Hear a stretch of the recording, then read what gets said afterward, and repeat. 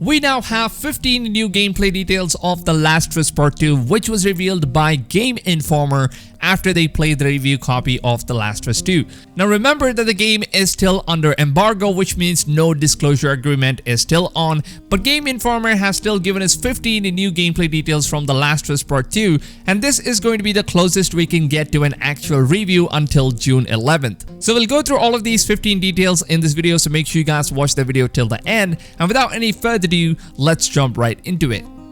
Now the first out of 15 gameplay details is about Ellie as a character in game, where Gameinformer says that Ellie is angry. While she's still recognizable as the character from the original game, it's clear that her quest for revenge is taking a toll on her. And as an example, I made Ellie stealthily assassinate a patrol of WLF soldier, and though he had done her no specific wrong, she still spat a disgusting effort at him as he died. Now that sounds like Ellie is indeed going to be pretty badass in part 2, and nothing like the little Ellie we all once knew from the prequel.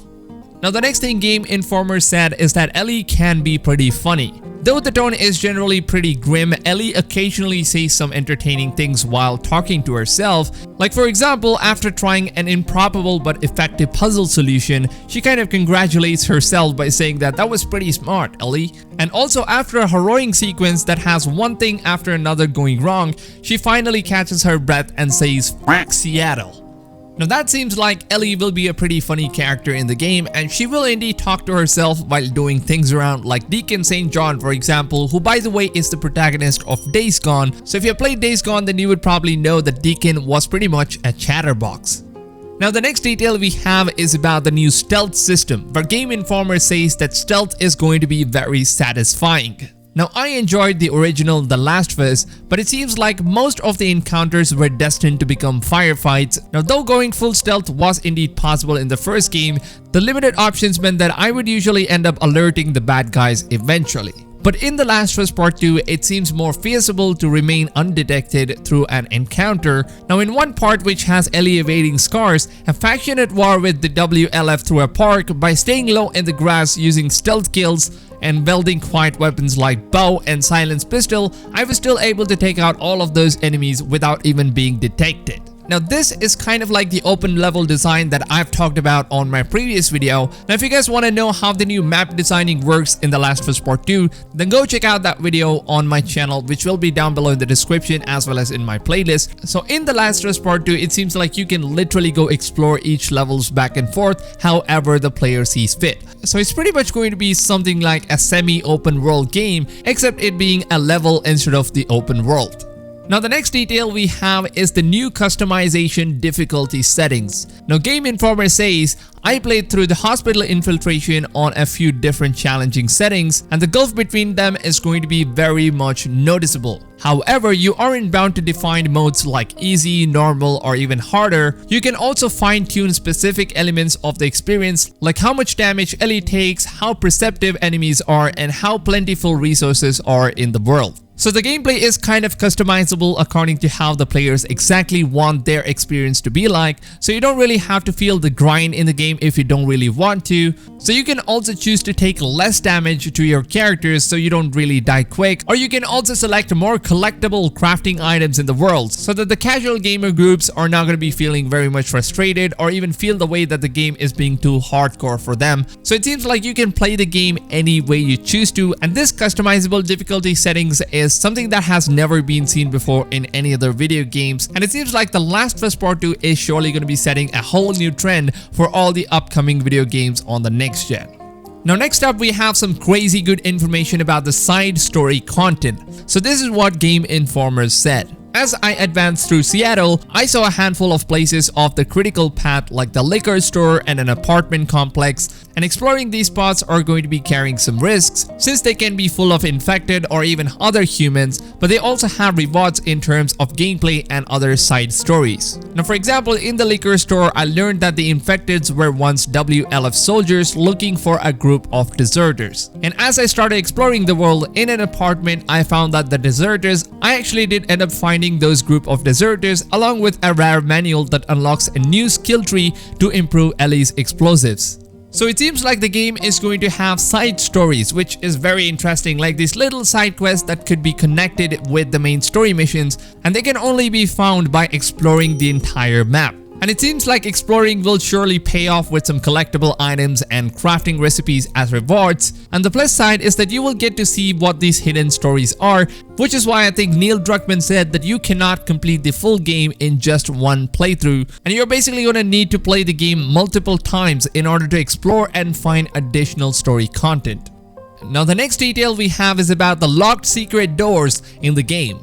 So Gameinformer shares one of his memorable experience with a locked door in a level, where he says that to gain access to one apartment, I just needed to break a window and jump in to circumvent the locked door. But it's not always going to be that easy. In a conference center, I saw a bunch of ammo and upgrade parts sitting on a table in a seemingly inaccessible room. I won't spoil the full solution for you guys, but getting into that room involves environment and the objects that Ellie can find around her. Now that seems very interesting, and it sounds like the game has a lot of hidden items locked behind some puzzles, and you will now have to use the environment in order to solve these puzzles and get those items. Now they've also talked about the environment details. Places like the apartment, liquor store, and conference center don't just feel like they're copied and pasted from a bank of assets, and it's not just about looking good graphically. Each one feels like a considered space that once served its purpose in the world. From decoration on the wall of a bedroom to the desk arrangements in an office space, Ellie's surroundings is going to feel more authentic. So they're not going to feel like areas created just to fill space in a video game. Now they've also given us some new information about the Stalkers, who are going to be one of the infected variants in The Last of Us Part 2. Now this is what Gameinformer said. As in the previous game, these infecteds are difficult to detect as they attempt to sneak up on Ellie, and the tension is terrifying. In one memorable session on the way to the hospital, Ellie needs to cross a series of rooms full of these brutal hunters. Though I successfully maintained a stealth past several of them, a shrieking stalker eventually jumped on me and alerted its friends, which triggered a panic frenzy of gunfire from me that ended with a pile of dead stalkers and a shortage of shotgun shells.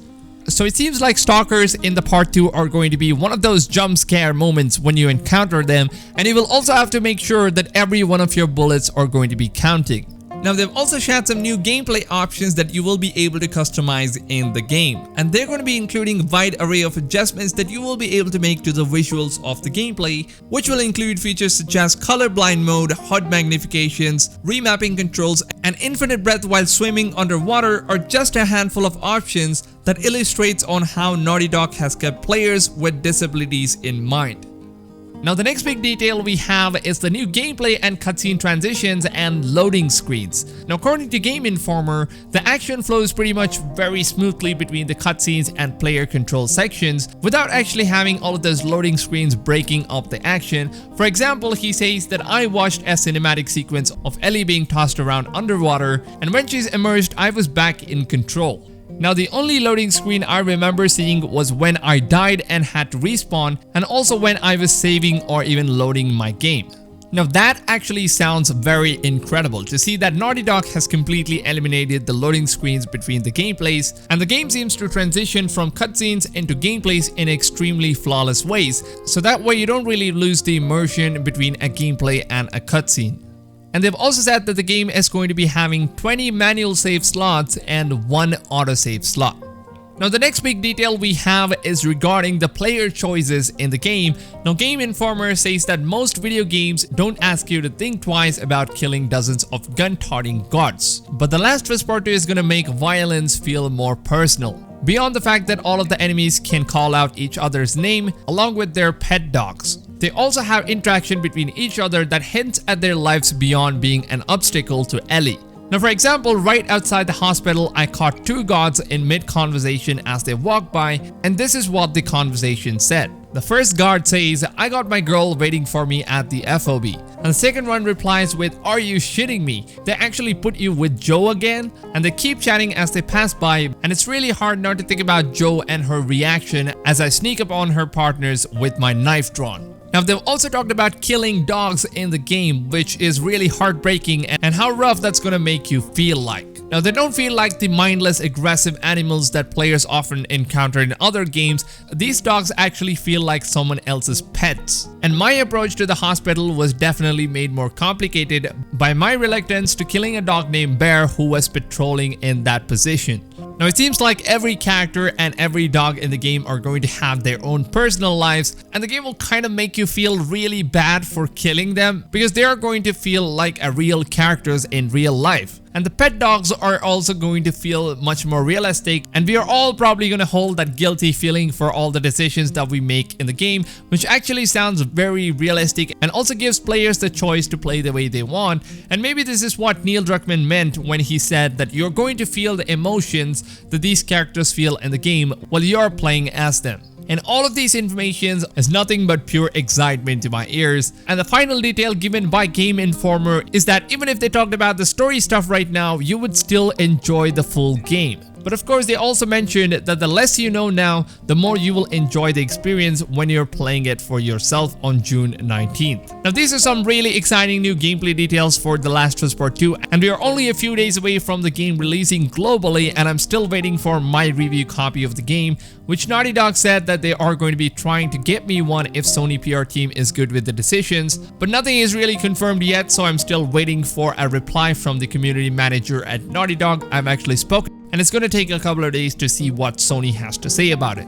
So that's all I have for today's video, folks. If you guys did go on and enjoy this video, then please don't hesitate to leave a like, because your support is everything I have in order to help the video grow. So please take a few seconds of your time and smack that like button down below. And also subscribe for daily The Last of Us Part 2, Ghost of Tsushima, Cyberpunk 2077, and Assassin's Creed Valhalla videos. And make sure you guys are hitting that bell notification, because otherwise YouTube will not show you my videos when I upload them, which is every single day. And also, guys, I'm doing a giveaway of The Last of Us Part 2, Cyberpunk 2077, and Assassin's Creed Valhalla, which are going to be digital download codes on a platform of your own choice. So all you have to do to win these games is to stay active on my channel as well as on my Twitter, and I will pick the winners from the ones that are the most active. With that being said, I hope you guys have a blast of a day, and I'll see you guys on tomorrow's video. Till then, take care, fams, and goodbye.